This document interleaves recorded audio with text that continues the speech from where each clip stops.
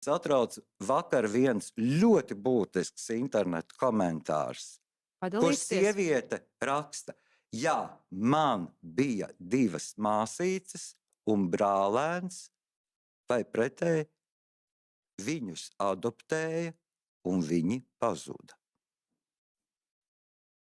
Nu, mēs nezinām, jā, Tātad kādas tie likteņi es pat ceļa. aicinātu šo komentāru autori rakstīt policijai. Pat ja šie pazudušie bērni ir bijuši pirms 20 un 25 gadiem, lai valsts policija meklē. Tad jūs tomēr esat arī par to cīnaties, un tā motivācija ir arī par tiem bērniem, kas principā visticamāk ir tikuši ierauti kādā šajā Es biznesa domāju, ka ķēdē, un vislielākā viņi ir daļa tomēr ir tikuši pat... adopcija.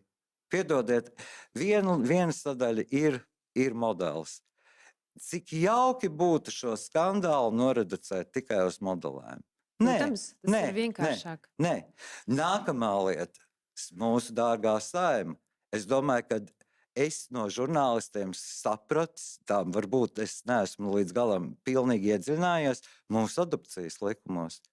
Tātad valsts bērnu tiesībās ir jāsēž inspektoram, kas vismaz 5 gadus pēc adopcijas kontrolē, kas notiek ar šo bērnu. Un tiklīdz viņš kaut kādā pusgadā vai 2 mēnešu laikā nav sazināms šie vecāki, tā ir momentā jāceļ kaut tai vietēji trauksmi. Bet pretējā gadījumā, jā, šie te adoptētāji no ārzemēm šo pakalpojumu tad arī var apmaksāt.